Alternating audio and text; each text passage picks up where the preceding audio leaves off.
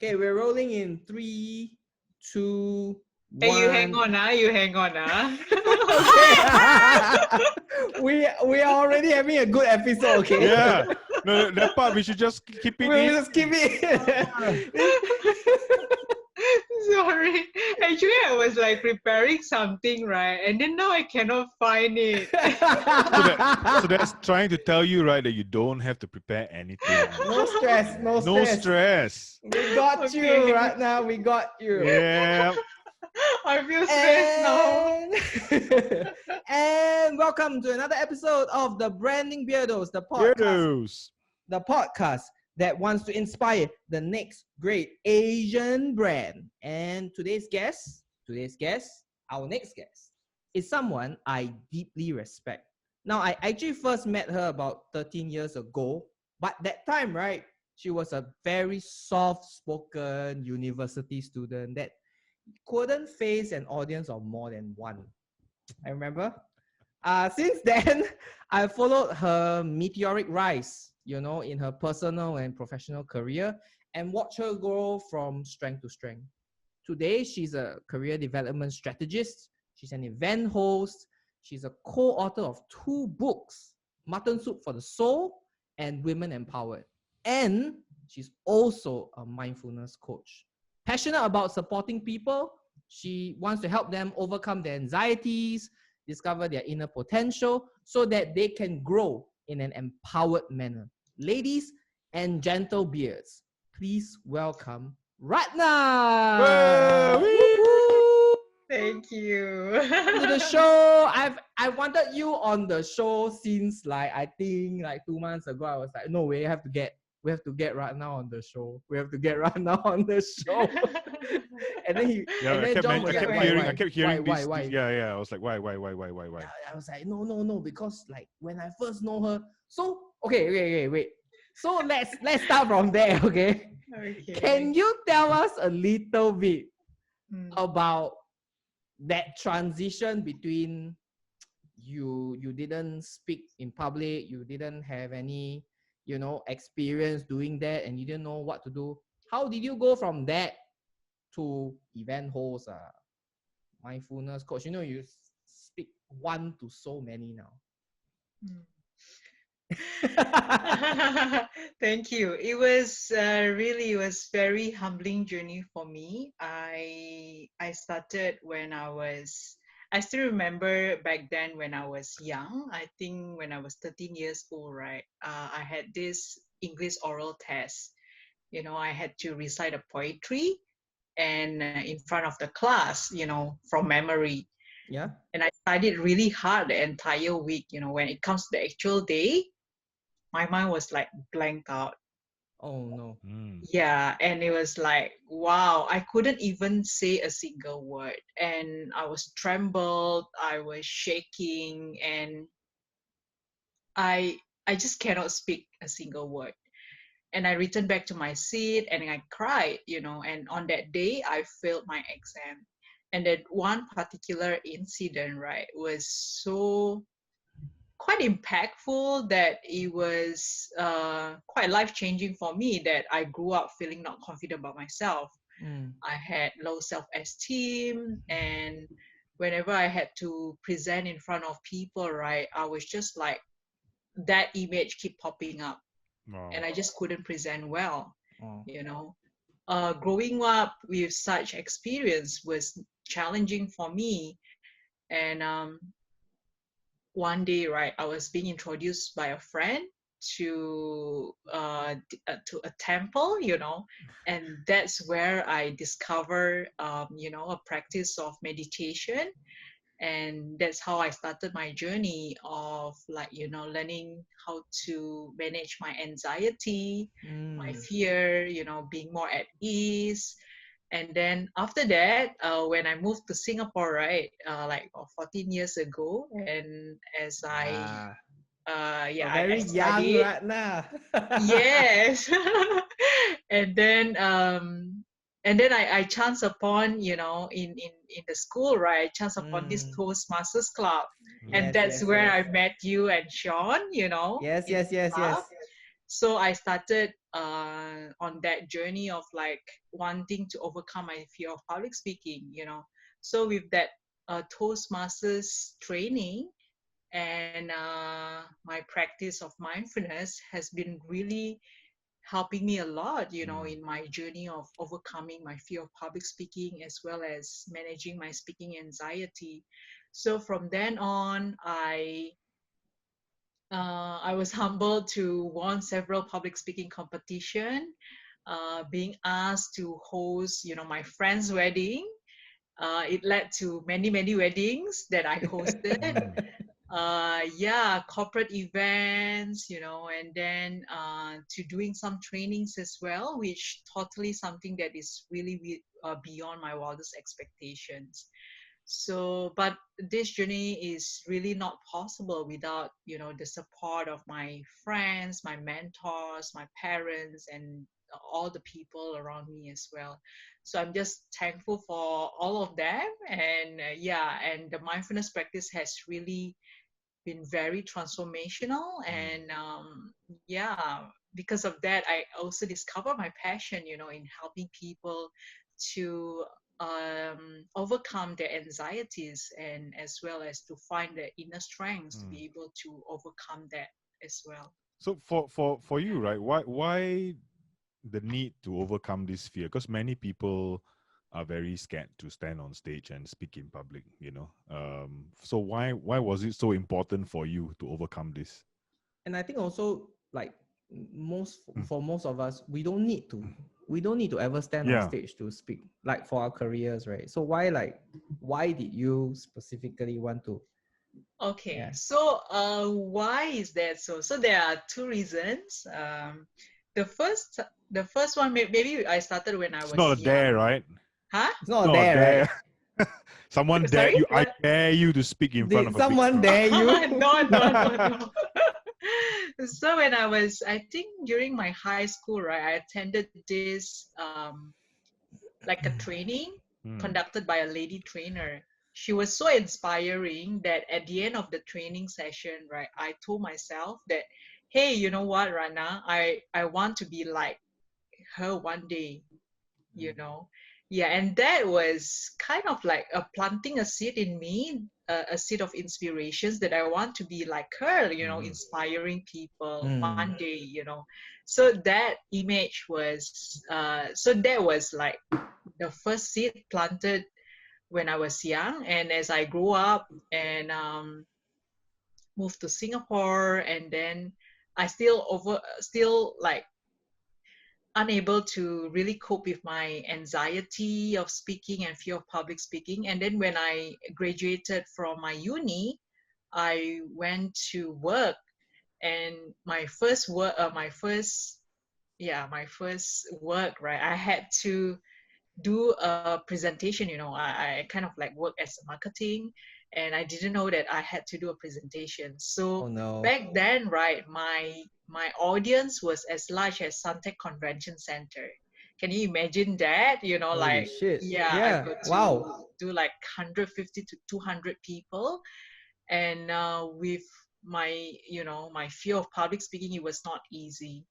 So it kind of like also stretched me quite a bit to really you know, wanting to overcome that, because that's part of my job, you know. Yeah, so that's how um it comes about, like, you know, wanting to really overcome that and also improve myself to be able to be a better speaker. So I noticed that you're always looking to improve. Every time I see you share something online, is something new. It's always something new. Okay. You're always doing something new. And I'm just like, you said the word specifically, stretch. Mm. Is there something about you, like, did something happen to you that made you realize that, okay, I just like to stretch a little bit more, and do a little bit more, do a little bit more? Oh, that's a good question. I don't know. I think it's like probably just, you know, that that hunger to want to learn more. and discover more. Mm. Yeah. So that's probably the thing that really drives me to learning something new as well, and being Indonesian, coming to Singapore, right? Yeah, I've got to survive here, so that's Mm. probably Mm. also stretched me even more, to wanting Did you feel like you have to prove yourself more just because you've come from Indonesia? prove myself more. Did you have that thinking? Not really, Mm. actually. I only wanted to kind of like I needed to do that because I need to survive. Mm. It Mm. started from that survival thing. Wow. Yeah, So you but were like really switch on in that survival mode, and then you started to push yourself yes, more and Mm. more. yeah. But Wow. realizing from that survival mode, it kind of like also pushed myself to also grow even better lah. Mm. So okay. So let's switch gears a bit. Let's talk a little bit about mindfulness. Yes. What is This it? yeah, what is it? Because people keep Yes. throwing this phrase around, No, right? everyone always, everyone always says, "Hey, you better be Self-awareness. mindful, mindful, okay, when you when you do something." So, in your context, right? Maybe, in a What does it mean? in What a does it mean layman, actually explaining to the to the stupidest normal person in the guy? room, Yeah, right? which is the What? two of us, lah, Yeah, obviously. which is us. What is mindfulness? Okay. So mindfulness is about paying attention in the present moment. You are being I aware of like that. what you are doing. Like Mm, you kind of like aware of what you are doing at this present moment. Mm-hmm. So mindfulness is the innate qualities that every one of us have. Mm. Like for examples, when we eat, sometimes we think about what's next after this, right? So that's not really being mindful. So by practicing mindful eating, we are actually focusing on what we eat, Wow. like the taste of the food. Reminds me a bit of the Japanese, where they appreciate like every every moment. moment. Yes, So yeah. thankful before they eat. It's not, every time they say itadakimasu, before they eat, right? And they're so thankful for Exactly. the things. Okay, so it's basically just Being immersing it, yourself, yeah. not thinking of anything. So I'm not supposed to even think of dessert. Nah. I have to focus on Yes. Just being of. focusing on that moment It's itself. very hard for John not to It's think very of hard, dessert. Very especially hard. eating at Fred's place. Okay. So okay, so yes, it's about being in the moment, it's about present. But what's so good about that? Like, why is it important? By focusing ourselves into the present moment, right, we are able to appreciate life even more. Mm. Sometimes we just take things for granted, and by just immersing ourselves in the present moment, we are able to appreciate what we have at that moment, and it also helps us to improve our quality of life. And in Mm. fact, a lot of scientific research has been done on the benefit of mindfulness. It can help us to increase our prefrontal cortex. So prefrontal cortex is the areas of our brain that helps us to make decisions better, and it also helps us to regulate emotions. So by practicing mindfulness, it helps us to make decision better, regulate our Mm. emotions better as well.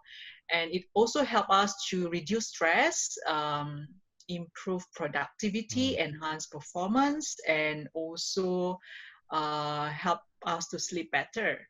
Mm. Yeah. Yeah, Sounds and like in fact, something there are a a lot lot of of people need it. scientific research done Sounds on like this. something a lot of people need, Yeah, a lot of people need actually. it. A lot of people.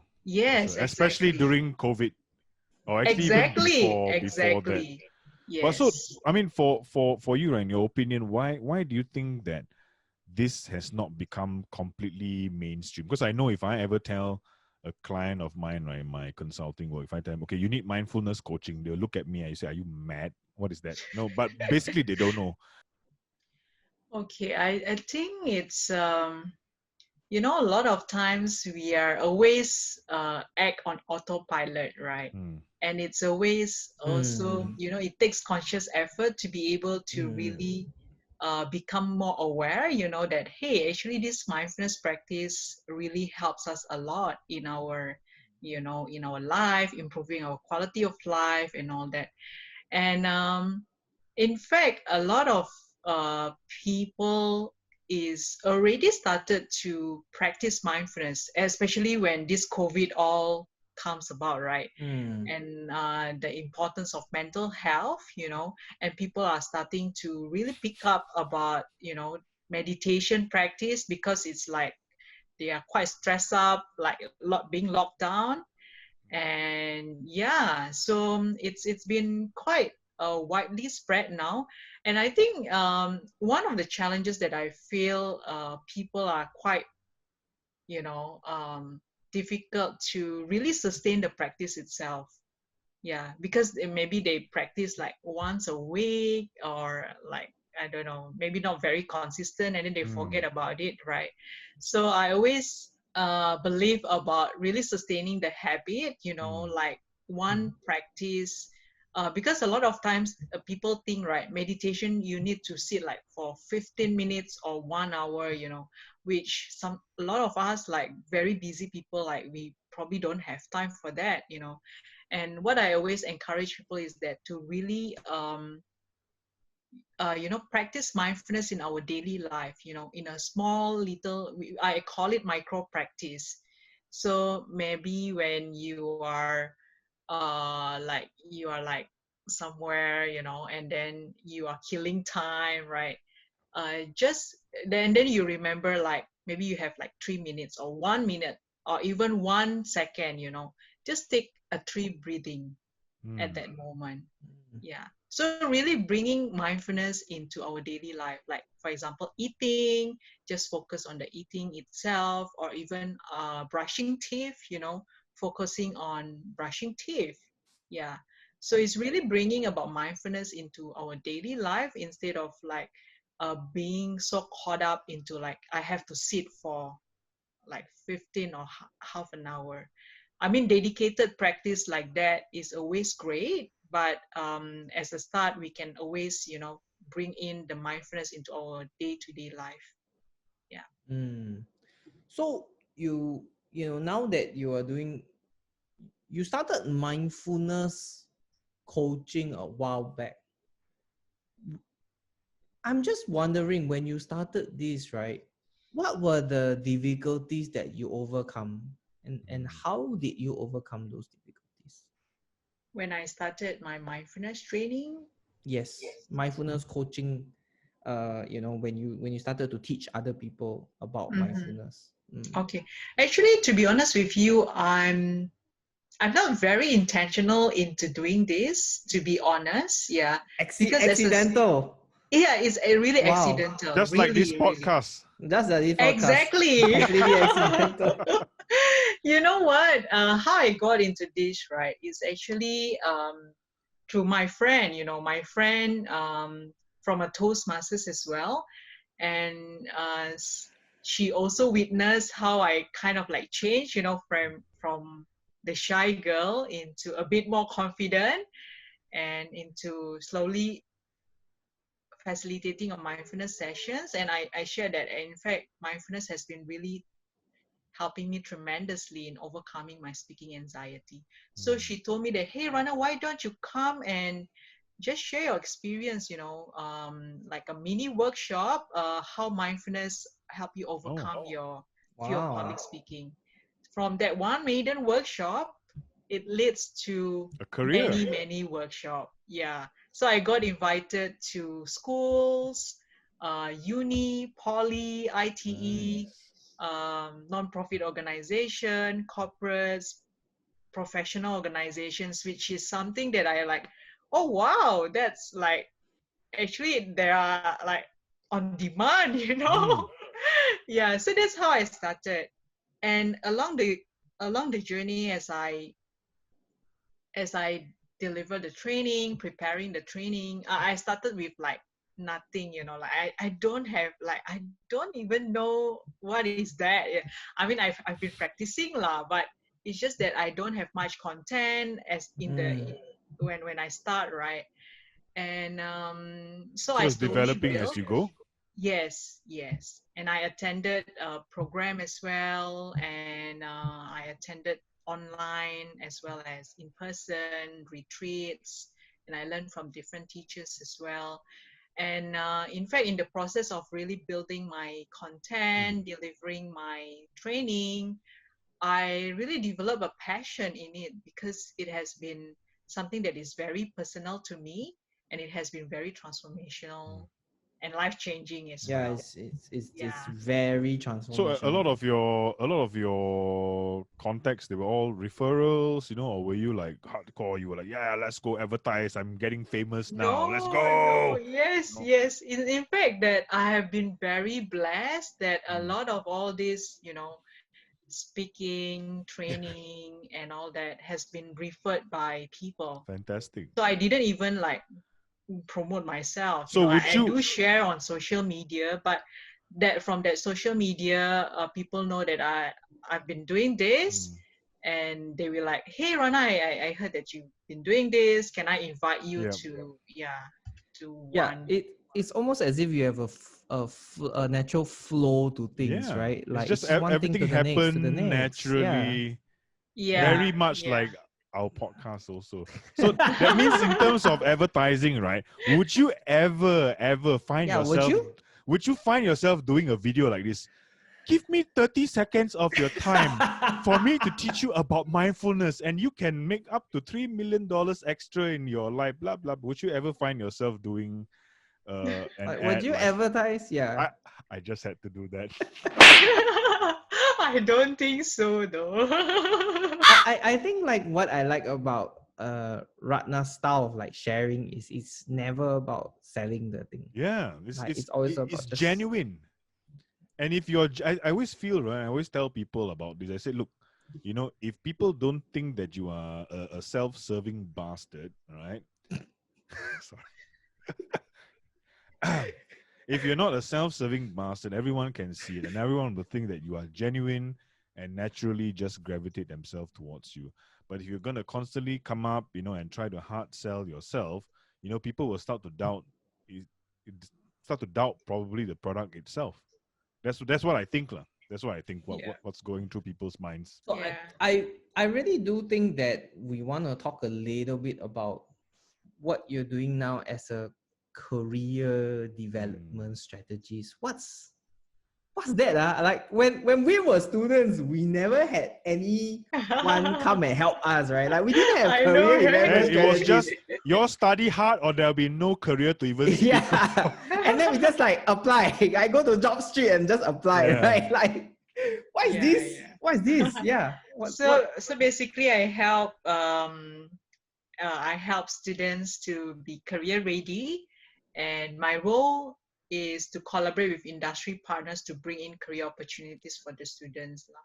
So we Oh. organize career related events like Mm. career talks, career fairs, and also like networking sessions, yeah, and Mm. industry specific events as well. Yeah, to also expose the opportunity for the students to be able to network with the employers. Okay. Yep. So for people just starting out, just graduating, just starting out, what's your advice for them? What do you think is the most important thing for them?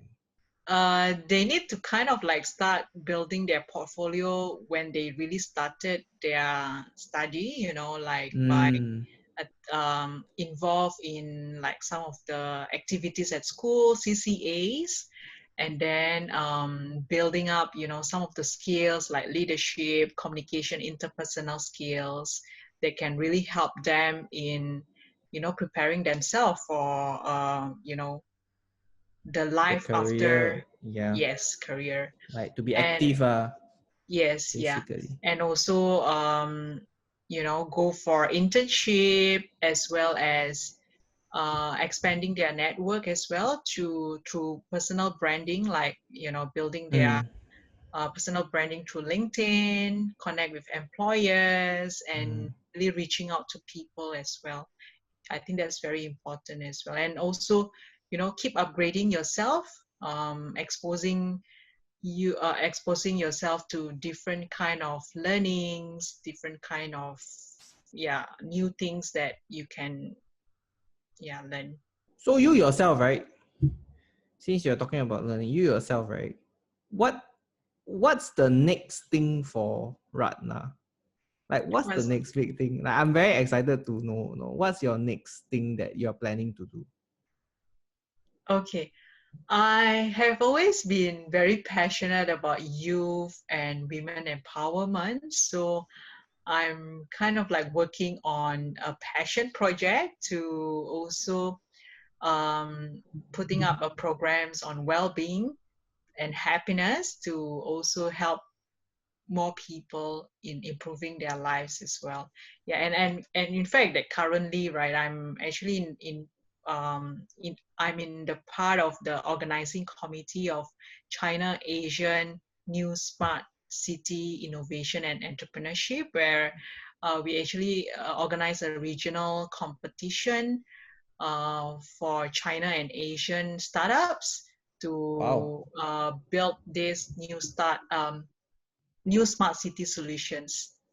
Yeah, so as part of the organizing committee as well, we are also putting up some training programs to help participants as well to be able to pitch themselves better for the finals, for the prelims and the finals. So we are rolling out some programs like how to pitch yourself better, how to manage your anxieties as well, and how to handle PRs and expose yourself to more medias as well. So how can mindfulness, what you do, how can it really apply to a workplace, and why should it even be there in the first place? So maybe you can just share how would mindfulness. Let's say if we start from the top, because our podcast really is also reaching out to all the Towkays and the bosses out there. How will mindfulness help them to be better bosses? Maybe I will start with how mindfulness can help themselves to be a better boss, like better boss for themselves. Yeah, Mm. I think it really mindfulness has been also very good in terms of helping us to be more productive. Because when we focus ourselves into doing something right, we our attention is not splitting into like doing a lot of things, and we can complete tasks faster. Yeah, that's how mindfulness helps us to improve our productivity and also help us to enhance our performance as well.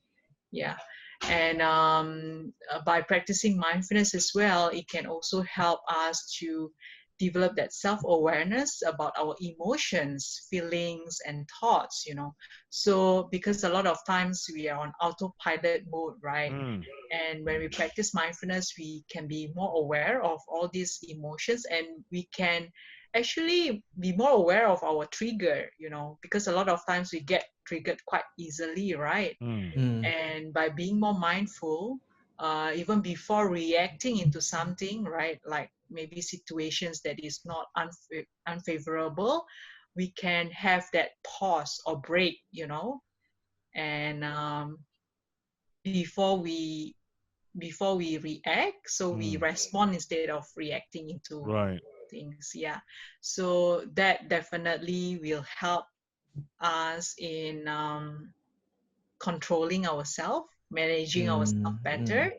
and also managing others as well, so that because of we get triggered easily, and then Mm. we probably can. Like, lash out at people, Yeah. right? And I Yeah, think this part of exactly. the Exactly. emotions part, right, has to come up Yes. differently, because a lot of people, I think, being in Singapore a while, and of course we know we've been in Singapore also a long while, that emotion is a part of the workplace that really doesn't exist. The only emotion I'm going to show you is an angry one. If something doesn't, the sales don't go the Something way go something wrong. go Yeah. wrong, then I will display emotion, but it's always Mm. in a negative sense. It's so stuck in that, we are so stuck in that culture that is definitely needed to put back the emotion. Like the positive emotion, not the Yeah. negative emotions that are Yeah, running through their minds. Yeah. Mm. exactly.